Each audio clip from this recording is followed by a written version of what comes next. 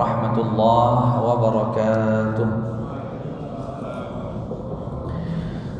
Alhamdulillah wassalatu wassalamu ala sayyidina Rasulillah wa ala alihi wa sahbihi wa mawalah wattaba'a hudah, amma ba'd.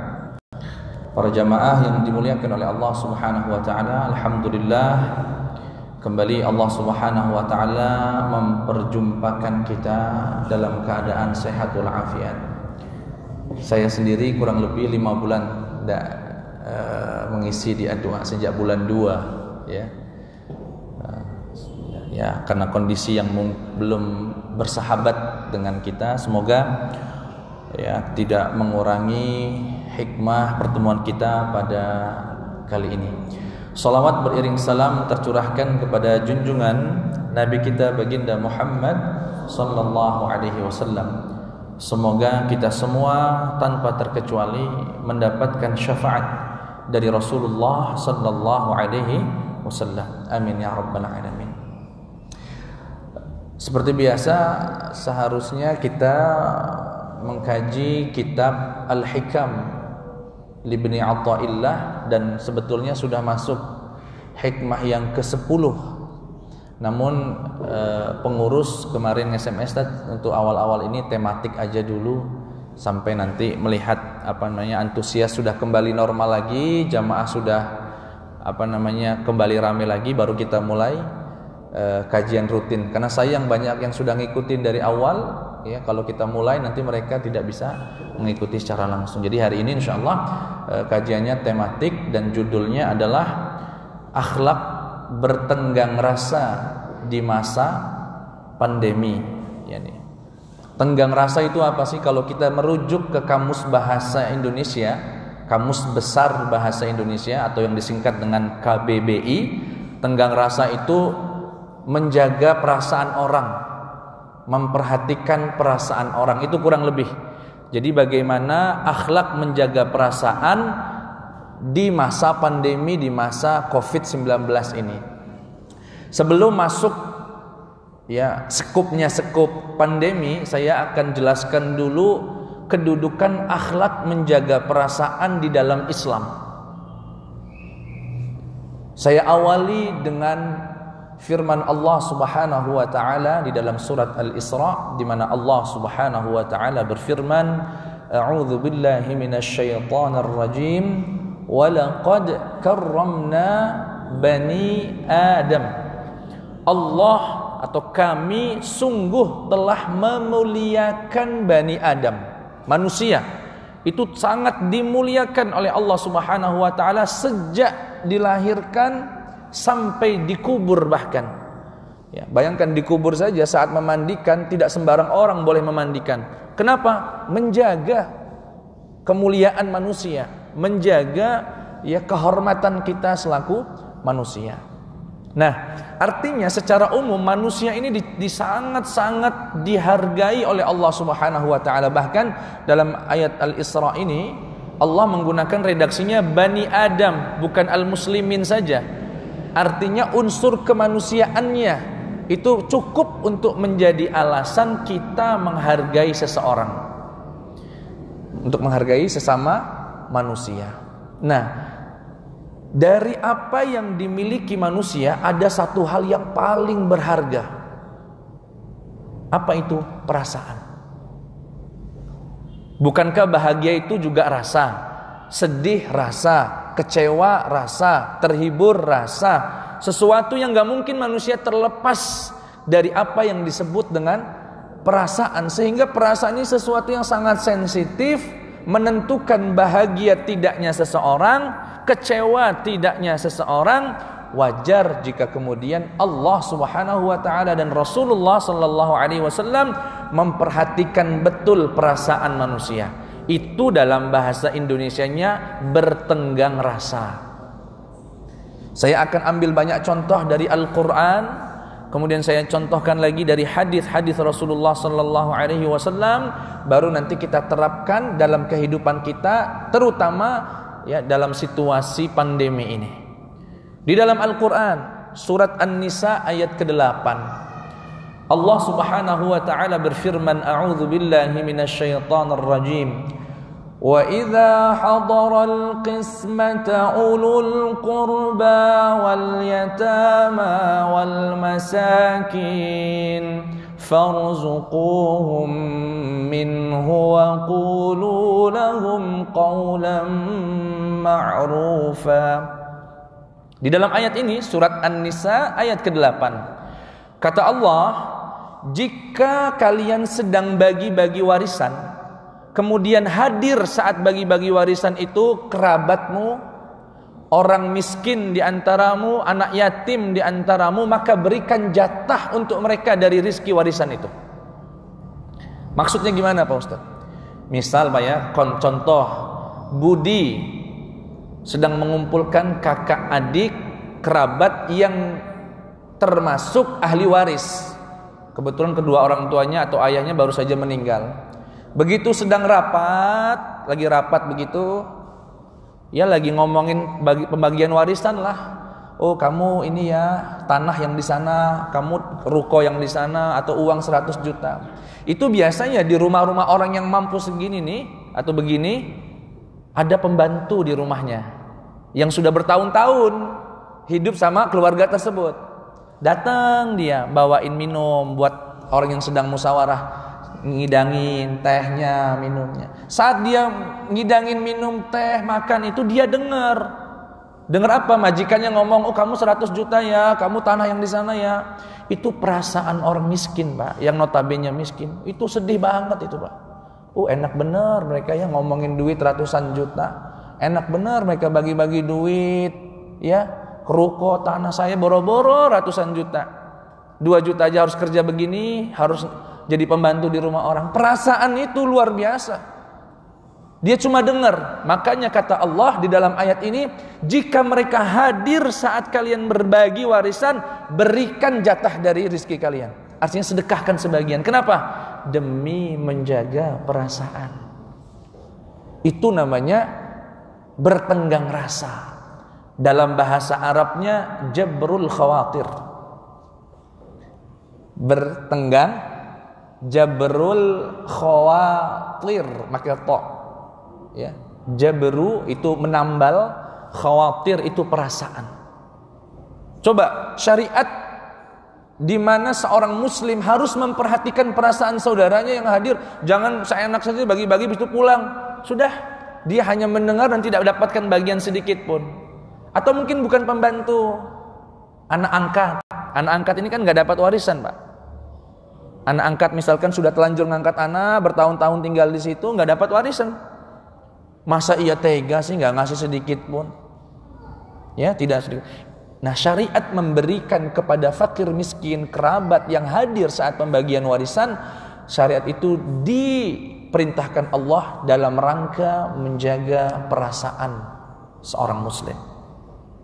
Contoh lain di dalam Al-Quranul Karim, surat Ad-Duha. Bahkan surat Ad-Duha ini kalau saya diizinkan kasih label atau kasih nama gitu, Ad-Duha ini termasuk surat yang hampir dari awal sampai akhirnya adalah menjaga perasaan. Perasaannya siapa? Perasaan Rasulullah sallallahu alaihi wasallam. Di dalam sejarah turunnya Al-Qur'an itu ada yang disebut dengan fatratul wahyi. Apa itu fatratul wahyi? Berhentinya wahyu turun untuk beberapa waktu. Jadi wahyu itu pernah berhenti turun.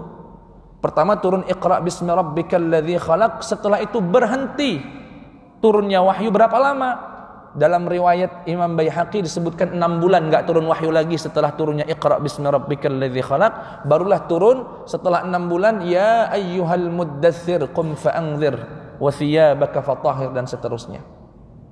Nah, di dalam sejarah turunnya Al-Qur'an 23 tahun itu ada 2 kali pernah berhenti enggak turun wahyu. Di antaranya turun sebelum suratnya Al-Muddatsir yang tadi saya sebutkan, itu yang pertama. Yang kedua sebelum surat Ad-Duha. Ad-Duha ini termasuk dianggap surat yang turun setelah adanya beberapa waktu tidak turun wahyu kepada Rasulullah, sehingga Rasulullah terbawa suasana sedih banget. Mana nih Jibril kok nggak datang-datang lagi? Sudah rindu bertemu Jibril, sudah rindu mendapatkan wahyu Allah Subhanahu wa taala. Sehingga Rasulullah saat itu sakit. ya, terbawa ya suasana batin yang sedih itu. Nah, kondisi Rasulullah yang sakit karena nggak pernah datang lagi malaikat Jibril untuk beberapa hari, dimanfaatkan oleh musyrikin Quraisy untuk merendahkan Rasulullah, menghina. Diriwayatkan yang mengatakan adalah istrinya Abu Lahab bernama Ummu Jamil. Ummu Jamil datang dia ke Nabi Muhammad, yang tidak lain adalah keponakannya ini. Muhammad, setan kamu nggak datang lagi. Dalam riwayat dikatakan Jibril itu setan. Setan kamu nggak datang lagi. Mungkin Tuhan kamu sudah benci sama kamu. Tuhan kamu udah nggak sayang lagi sama kamu, sudah ninggalin kamu. Makin sedih Rasulullah Sallallahu Alaihi Wasallam. Begitu perasaan Rasulullah tergores, turun surat Ad-Duha. Wad-duha wal-laili idza saja ma wadda'aka rabbuka wa ma qala walal akhiratu khairul laka minal ula walasawfa yu'tika rabbuka fatarda, dan seterusnya. Apa arti dari surat ini? Demi pagi hari yang matahari mulai memancar, Allah bersumpah untuk menghibur baginda Muhammad sallallahu alaihi wasallam yang perasaannya sedang tergores. Demi pagi hari, wadduha wal-laili, dan demi malam hari, idza saja, tatkala malam sudah mulai menyelimuti. Wal-laili idza ma wadda'aka rabbuk wa ma qala. Ya Muhammad, seakan Allah berkata kepada Rasulullah, ma wadda'aka rabbuk, Tuhanmu enggak pernah ninggalin kamu. Wa ma qala, enggak pernah benci dengan kamu. Menghibur Rasulullah. Walal akhiratu khairul laka minal ula wala sawfa yu'tika rabbuka fatarda. Ya Muhammad, kami akan limpahkan karunia yang begitu banyak sampai engkau ridha. Bayangin Pak, kita beribadah biar Allah yang ridha. Ini Allah ngasih Nabi Muhammad biar Nabi Muhammad ridha. Saking tingginya derajat Nabi Muhammad, Allah ingin memberikan kebaikan-kebaikan demi Nabi Muhammad agar beliau ridha. Wala sawfa yu'tika rabbuka fatarda, sehingga engkau ridha. Hiburan apa lagi yang kurang dari ini dari Allah Subhanahu wa taala? Turunnya surat Ad-Duha menjaga perasaan baginda Muhammad sallallahu alaihi wasallam. Contoh lain, dan ini mungkin sudah beberapa kali atau kita sering mendengar di dalam kajian tentang turunnya surat Abasa. Abasa wa tawalla an ja'ahul a'ma wa ma yudrika la'allahu yazzakka aw yadhakkara fatanfa'ahu adh-dhikra, dan seterusnya. Surat Abasa apa ini? Singkat cerita, Rasulullah sedang berdiplomasi dengan para pembesar Quraisy, sedang ngajakin masuk Islam, ayo masuk Islam. Sedang berdiplomasi, sedang ngobrol, negosiasi, berdakwah kepada para pembesar musyrikin Quraisy. Begitu sedang dakwah, datang sahabat Rasulullah yang tunanetra bernama Abdullah bin Ummi Maktum. Abdullah bin Ummi Maktum yang datang motong ucapan Rasulullah sehingga Rasulullah bermuka masam. Abasa itu kan bahasa Arab artinya yang berwajah masam, cemberut. Rasulullah itu cemberut saat itu karena lagi ngomong serius, tahu-tahu datang dipotong omongannya, sehingga Rasulullah merasa nggak nyaman dengan itu, berwajah masam. Ya, dan itu diabadikan dalam surat ini. Bayangkan Pak, turun surat Abasa ini negur Rasulullah. Menegur Rasulullah, manusia paling mulia, ditegur karena bermuka masam. Dan kita ketahui tadi Abdullah bin Ummi Maktum ini buta loh. Artinya masamnya Rasulullah itu nggak ketahuan sebetulnya. Ya Abdullah sih biasa-biasa aja, mau masam mau nggak masam nggak tahu, ya kan? Itu saja ditegur oleh Allah Subhanahu Wa Taala. Dan Imam At-Tabari atau Imam Qurtubi menjelaskan ayat ini, mengatakan turunnya ayat ini li'alla yankasira qalbul mu'min, agar hati seorang muslim tidak pecah, tidak hancur. Artinya Allah ingin mengatakan kepada Nabi Muhammad, jaga perasaan itu, sahabatmu yang datang ingin bertanya kepadamu, jaga, jangan bermuka masam. Makanya hari ini kalau ada orang rajin ibadah, rajin pengajian tapi mukanya masam, mohon maaf ada yang salah dari apa yang dia pahami dari agama ini. Sampai perasaan orang yang buta saja, yang sebetulnya nggak tahu Rasulullah bermuka masam, ditegur dan diabadikan di dalam surat Abasa wa Tawalla. Dan ini di dalam ilmu Al-Quran disebut dengan Itabun Nabi, teguran-teguran Allah kepada Rasulullah. Jadi Al-Quran itu Pak, banyak ayat Allah negur Rasul. Dan uniknya atau indahnya, Rasulullah nggak nyumputin tuh ayat-ayat yang dia ditegur, nggak disumputin sama Rasul. Janganlah, ini kan kesalahan saya, nanti diketahui umat saya. Enggak, disimpan, diabadikan di dalam Al-Quran teguran-teguran itu. Dan semuanya mengandung hikmah. Kenapa? Orang menegur itu karena masih ada perhatian, karena masih sayang. Artinya teguran Allah kepada Rasulullah sebetulnya tanda cintanya Allah kepada baginda Muhammad sallallahu alaihi wasallam. Itu beberapa contoh syariat di dalam Al-Quran yang intinya adalah menjaga perasaan. Sesuatu yang paling mahal yang dimiliki manusia. Sekarang kita akan ambil contoh dari hadis-hadis baginda Muhammad sallallahu alaihi wasallam. Ya. Apa misalkan hadis yang diriwayatkan oleh Al-Imam Abu Dawud. Jadi ada di kalangan sahabat itu tidak begitu kaya, Pak. Ya, miskin lah kalau bahasa kitanya miskin. Disebut dengan ahlud duthur, yaitu sahabat-sahabat yang tidak banyak punya rezeki uang. Rupanya mereka ini melihat banyak orang kaya dari kalangan sahabat kalau datang ke Rasulullah itu bawa hadiah, ngasih hadiah ke Rasulullah, bawa sebagian hartanya untuk bawa hadiah. Perasaan sahabat yang miskin ini sedih, ya Allah enak betul kalau kaya bisa ngasih hadiah ke Rasul, dapat doa khusus dari Rasul. Lah kami nggak bisa ngasih apa-apa buat Rasulullah. Sedih perasaannya nih. Nah, kesedihan ini nggak tertahan lagi, lapor ke Rasulullah sallallahu alaihi wasallam. Ya Rasulullah sallallahu alaihi wasallam. Maaf ya, yang miskin tidak disebut, yang kaya disebut dengan ahlud duthur. Kalau yang miskin namanya ahlus suffah, dari kalangan para sahabat. Datanglah mereka kepada Rasulullah berkata, "Ya Rasulullah, dzahaba ahlud duthuri bil ujur." Ya Rasulullah, orang-orang kaya di antara kita, kalangan sahabat yang disebut dengan ahlud duthur, enak bawa banyak pahala nanti ke akhirat. Mereka yusalluna kama nusalli, yasumuna kama nasum, wa yatasaddaquna bifuduli amwalihim. Mereka salat seperti kami salat, mereka puasa seperti kami puasa, tapi mereka bisa sedekah, kami nggak bisa. Sedih nih Pak perasaannya, luar biasa. Berharap Rasulullah dapat menghibur, dapat memberikan solusi sehingga perasaannya ini terobati. Apa jawaban Rasulullah? Awalisa qad ja'alallahu lakum ma tasaddaquna bih. Bukankah Allah telah mengajari kalian atau telah menjadikan kalian banyak hal untuk kalian bisa sedekah? Tidak harus dengan duit, tidak harus dengan uang.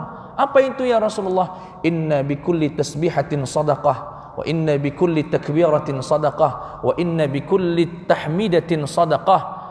Ya, wa inna bikulli tahlilin atau tahlilatin sadaqah, qaulin bil ma'ruf wan nahyi 'anil munkar, bal wa fi bud'i ahadikum sadaqah. Kata Rasulullah, setiap kalian bertasbih, subhanallah, subhanallah, subhanallah, subhanallah, alhamdulillah, alhamdulillah, alhamdulillah, Allah akbar, Allah akbar, Allah akbar, la ilaha illallah, la ilaha illallah, atau mengajak orang dalam kebaikan, yuk pengajian, yuk ini, ayo salat, ayo sedekah, atau mencegah kepada kemungkaran. Bahkan kata Rasulullah, kalian bersetubuh dengan istri kalian, sedekah.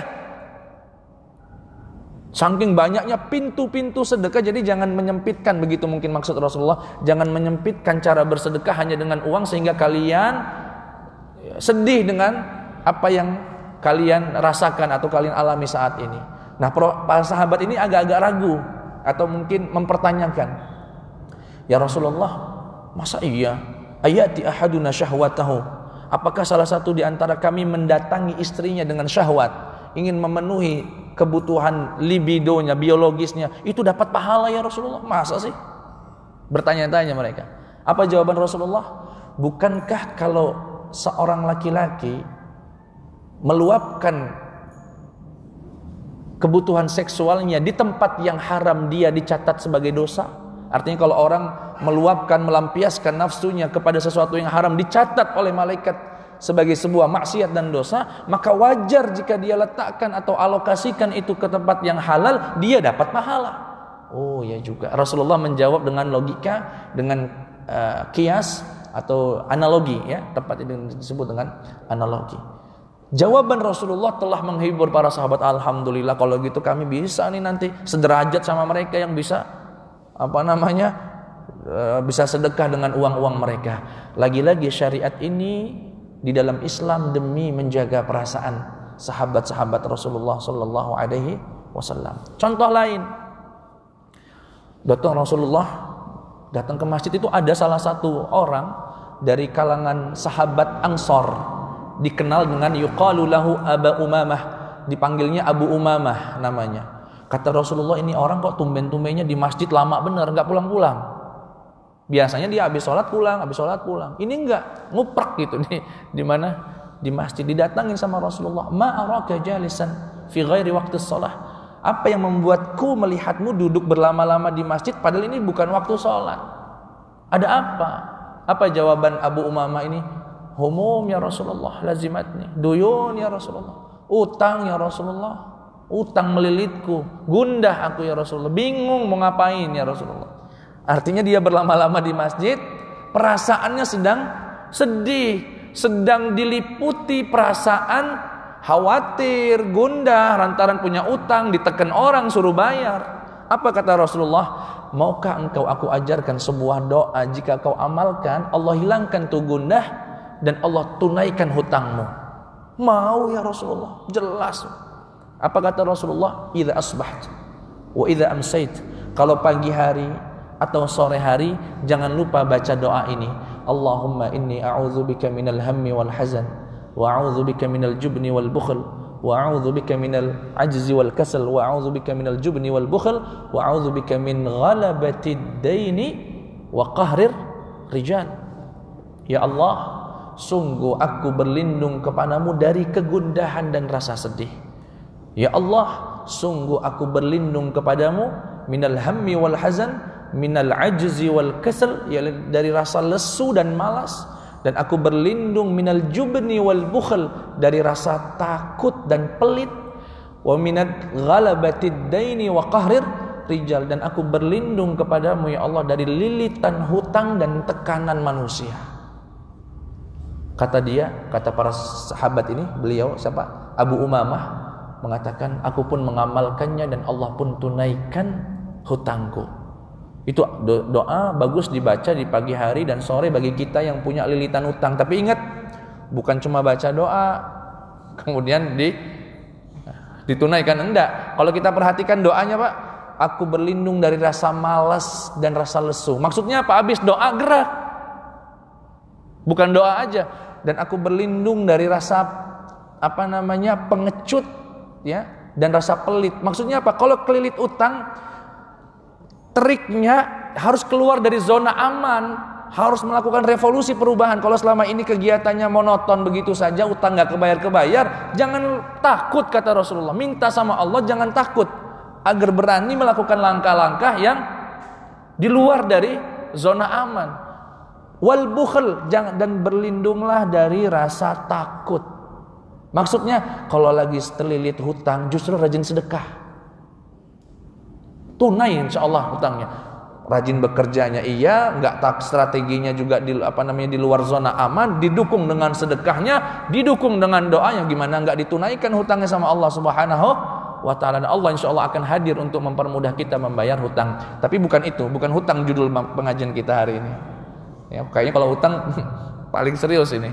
Ya, judul kita adalah menjaga perasaan. Rasulullah itu perhatian benar sama sahabatnya, yang lesu didatengin, yang sedih ditanyain, yang bahagia ditanyain, yang tertimpa musibah juga demikian, ya, dan seterusnya. Contoh yang terakhir, menjaga perasaan ini untuk anak kecil. Coba bayangin, Rasulullah ngasih contoh untuk anak kecil. Jadi sahabat Anas bin Malik itu punya saudara namanya dikenal dengan Abu Umair. Itu masih kecil. Diriwayatkan Fatimah, yakni baru disapih lah, Kalau kita mungkin ukuran 4 tahun, 5 tahun, baru meranjak balita. Dia ini, anak kecil ini yang disebut dengan Abu Umair, punya burung pipit. Burung pipit itu bahasa Arabnya nughar. Karena burungnya masih kecil disebutnya nughair. Suatu ketika burung kecilnya ini meninggal ya, mati gitu maksudnya.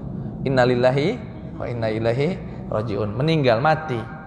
Sedih, murung banget anak kecil ini. Bayangin Rasulullah, pimpinan umat, ya, Nabi termulia, masih menyempatkan waktu untuk menghibur anak kecil. Apa dikatakan Rasulullah? Ya Aba Umair, ma fa'alan nughair. Ya Aba Umair, apa yang terjadi dengan burungmu yang nughair itu namanya? Ini bahkan para ulama sudah ngarang buku khusus tentang hadis ini. Ya Aba Umair, ma fa'alan nughair, judul bukunya. Ya, tentang hadis burung ini. Ditanya, maksudnya apa? Ya anak kecil, ya Aba Umair, cerita dong apa kenangan-kenanganmu selama ini dengan si burung ini. Oh, kita itu Pak kalau sedih dan bingung bagaimana mengungkapkan kesedihan, begitu ditanya suruh cerita, itu hati itu terhibur sekali. Iya begini, kalau dulu masih kecil begini, saya suka ngasih makannya begini, padahal dia suaranya bagus, itu dia akan terhibur. Dan Rasulullah mau mendengarkan itu, luar biasa. Kenapa? Sekali lagi, lijabril khawatir, jaga perasaan. Anak kecil Abu Umair yang baru disapih, baru beberapa tahun, mau Rasulullah memperhatikan itu semua. Itu namanya menjaga perasaan, bertenggang rasa. Kalau dikaji hampir semua syariat Islam ini selalu menyisihkan porsi untuk menjaga perasaan ini. Takziah, untuk apa itu? Menjaga perasaan, menghibur perasaan. Walimah pernikahan kita datang sehingga diwajibkan datang untuk menghibur juga. Ikut bahagia dengan perasaan orang lain dan seterusnya. Nah, sebelum kita masuk apa saja yang harus dijaga dalam terkait perasaan ini di masa pandemi ini, saya berikan contoh dulu di masa normalnya. Dalam kehidupan sehari-hari kita yang perlu kita perhatikan di masa-masa normal, terutama kita yang di masjid. Misal, ya, yang dalam keseharian kita terkait salaman selepas sholat. Salaman selepas, tidak dipungkiri, tidak juga saya kira asing di telinga kita, terjadi perbedaan pendapat. Ada yang memang habis sholat itu sibuk dia nyalamin kanan kiri, muter kadang-kadang. Ya, ada yang nggak mau dia selepas sholat langsung zikir saja. Ya nggak apa-apa. Yang mau, insya Allah dia ada imam yang diikuti. Dan yang paling tegas dalam masalah ini, untuk masalah yang nggak boleh, itu namanya Imam Ibnul Hajj dalam mazhab Imam Malik. Beliau mengatakan nggak boleh bersalaman selepas sholat, termasuk Syekh Muhammad Abu Bakar Ismail. Tapi dalam Imam Nawawi sendiri membolehkan. Intinya ada perbedaan. Sekarang pertanyaannya sama-sama orang ini ada yang mau salaman sama enggak. Tahu-tahu selepas Assalamualaikum warahmatullah, Assalamualaikum warahmatullah, saudaranya ini menjulurkan tangannya ngajak salaman. Dia yang dijulurkan tangannya ini berpendapat tidak mau salaman. Ditowel-towel, Pak, Astaghfirullahaladzim, Pak, Astaghfirullahaladzim, Astaghfirullahaladzim, Pak, salaman Pak. Woi, Pak ya, saya jelasin ya Pak ya. Ulama yang melarang salaman, itu pun jangan berhenti, itu belum titik, masih koma. Kecuali saudaranya sudah menjulurkan tangannya, jaga perasaan dia. Terima dulu sih. Tapi terimanya jangan maksa. Sama aja, ya enggak? Kasih sambil senyum. Nah, nanti selepas sholat bisa kita nasihati kalau memang kita nggak mau. Mohon maaf, saudaraku, saya ini termasuk yang nggak salaman habis sholat. Jadi nantinya tolong ya, saya jangan disalami lagi. Kan enak. Ini enggak, dia habis itu diam pulang selamanya dia nggak kenalan, nggak teguran lagi. Itu kira-kira persepsi orang itu apa kepada orang ini? sombong bener sih, macem-macem. Iya enggak? Jadi ya itu bahasa Palembang ya. Ya enggak. Ya. Maksudnya menjaga perasaan itu penting, jangan sampai kita melaksanakan sunnah Rasulullah tapi di waktu yang sama kita meninggalkan sunnah Rasulullah yang lain. Apa itu menjaga perasaan? Dan ini luar biasa, ibadah yang luar biasa. Ya. Nah, sekarang di masa pandemi ini apa kira-kira yang perlu diperhatikan ya untuk kita dalam menjaga perasaan? Banyak. Mungkin nanti saya perkenankan juga kalau ada yang mau nambahin. Ini kan cuma sampel saja. Ya. Praktek dari ilmu yang baru kita pelajari. Di antaranya di masa yang kondisi susah kayak begini, krisis begini, ya, banyak yang di PHK, tolonglah jangan suka memamerkan kekayaan. Ya, kalau lagi belanja banyak misalnya, ya, perhatikan ada yang liatin enggak. Jangan sampai ada tetangganya yang miskin liatin doang. Ya. Perhatikan betul itu, Pak. Niatnya menjaga perasaan. Jangan sambil teriak-teriak bahwa habis itu diupload di Facebook dia habis hari ini sudah habis juga 10 juta saya belanja untuk. Ya, yang baca ya Allah enak dia 10 juta ya, habis di PKH. Makanya saya termasuk yang mendemonstrasikan jangan tonton artis yang memamerkan kekayaannya. Tutup. Tiap hari beli harta mobil 1 miliar, 2 miliar, ditayangin 14 menit, 15 menit. Di masa yang semacam ini, banyak orang di PHK, banyak warung tutup, orang susah. Tapi kalau saya lihat jutaan juga yang nonton. Entah apa yang dirasain nggak tahu saya. Ya, tonton. Ya. Kita tahulah siapa, saya tidak perlu sebut merek. Ya, kekayaan terus yang diumbar tiap hari.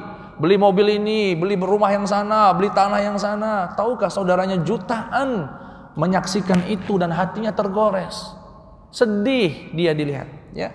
Jadi hati-hati benar terkait menjaga ini. Saya jadi teringat dulu pas di Mesir, kami kan tinggal di asrama milik Al Azhar ya. Di situ ada 104 negara yang hampir 50%-nya itu dari benua Afrika, dan Afrika itu ya relatif kurang mampu lah ya, kurang mampu. Walaupun kami diberikan beasiswa, tetap saja perasaan itu tetap kami jaga. Suatu ketika saya beli minuman, kalau di sini disebutnya yogurt ya, susu yang difermentasi, tapi cukup mahal harganya. Bukan saya yang beli, saya diberikan guru saya, ya, Syekh Mustafa dari Maroko. Beliau belikan ini buat nih, dibeliin banyak. Ketika kita keluar dari warung itu, beliau menegur saya, masukin tas. Loh, kenapa? Kan kita mau minum, udah masukin dulu, dimasukkan. Begitu dimasukkan, setelah sampai di kamar, baru kita dikeluarkan, suruh minum. Saya tanya, saya kenapa tadi kok? Banyak orang duduk di jalan itu nggak mampu beli yang kita beli. Subhanallah. Saya nggak terfikir sejauh itu saat itu. Rupanya itu kalau diteliti adalah menjaga perasaan saudara kecil, cuma minum ya. Mungkin kalau sini mungkin harga 15.000, tapi mungkin buat mereka kan nggak bisa beli. Menjaga perasaan itu, Pak. Ya. Ini kadang-kadang beli plastiknya juga yang tembus pandang, memang sengaja bener. Ya. Itu satu. Di masa pandemi ini kurangilah mengupload yang sifatnya cukup mengusik perasaan banyak orang. Ya. Ya, itu yang pertama. Yang kedua, misalnya di masjid ini. Jangan kalau di masjid ini kan aturan protokolernya kita tidak boleh salaman lah ya, Pak ya.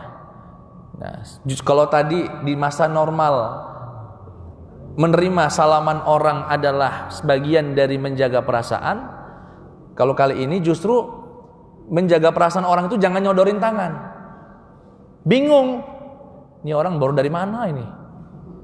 Ya, baru dari kerja, udah bercuci tangan apa belum? Bingung dia.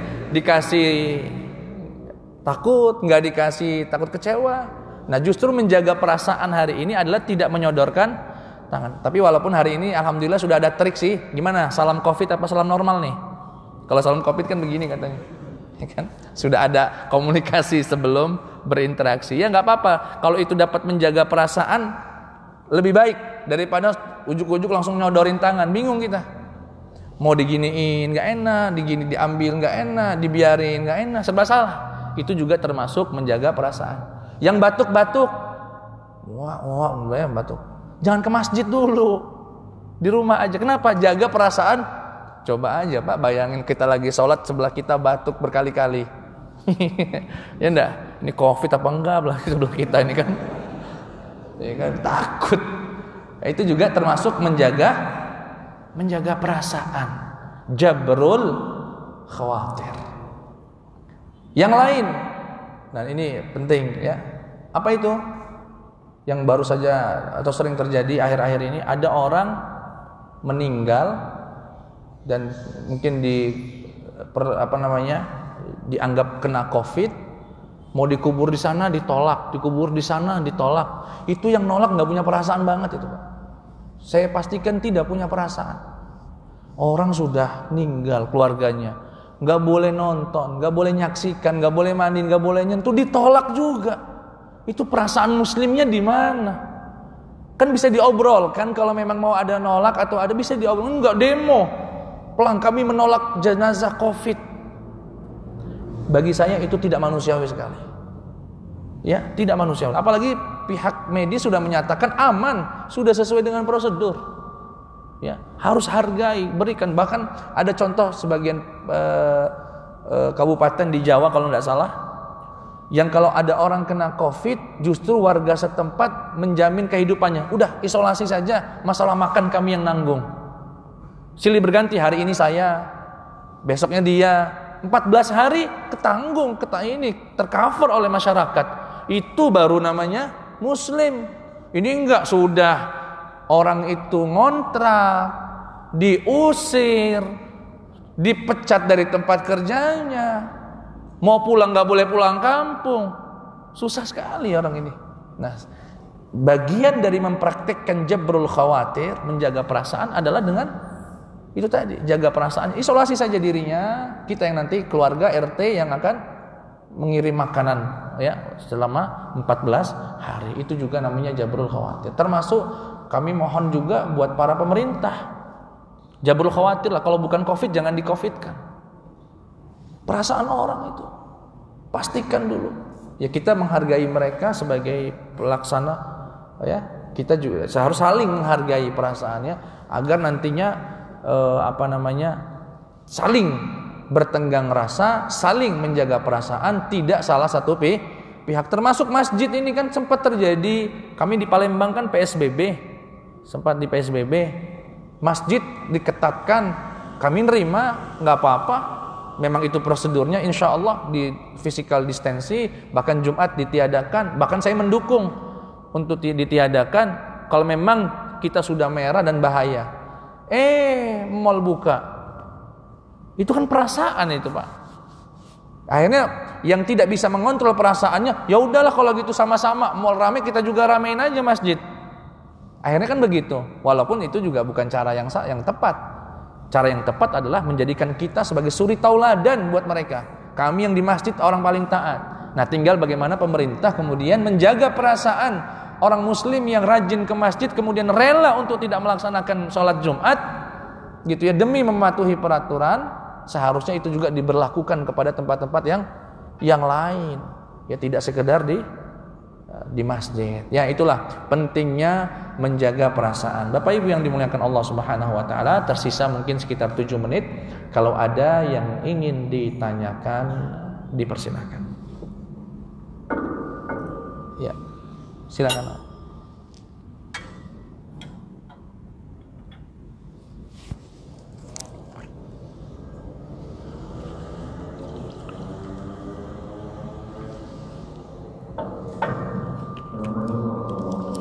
Waalaikumsalam warahmatullahi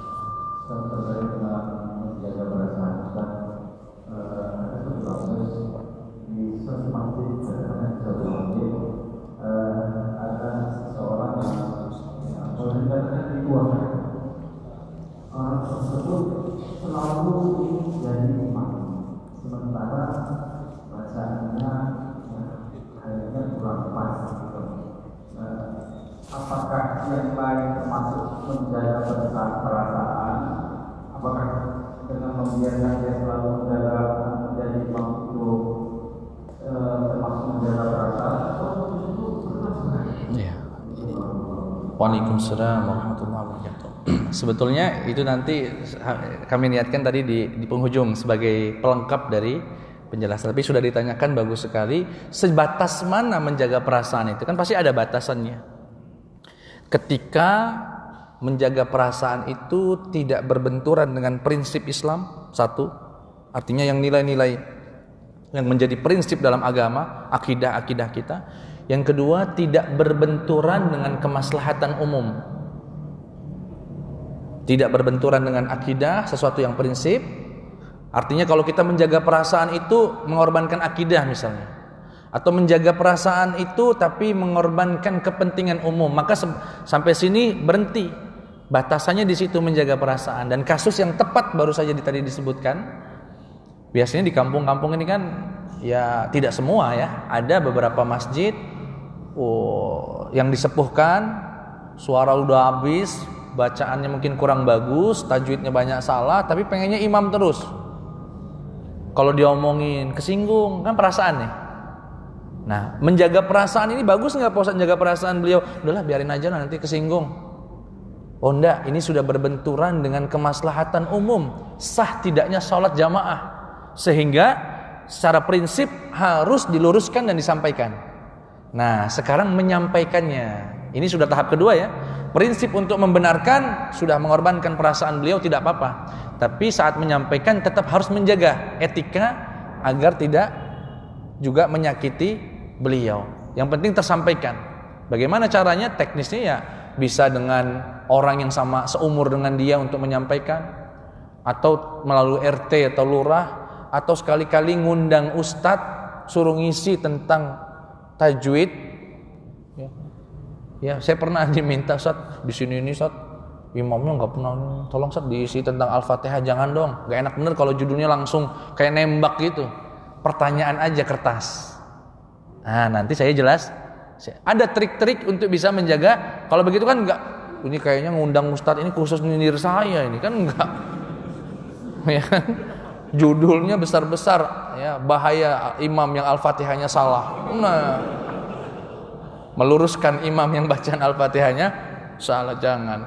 Bisa kan dengan kertas gitu. Itu termasuk menjaga perasaan, ya.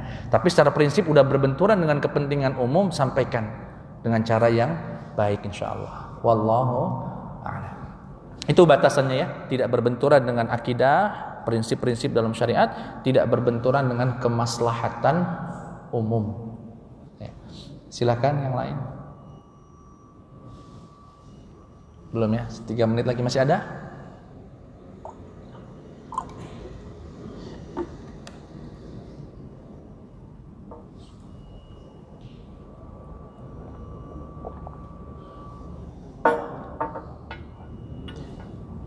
Tidak ada ya? Ya, kita cukupkan sampai di sini. Saya rangkum saja.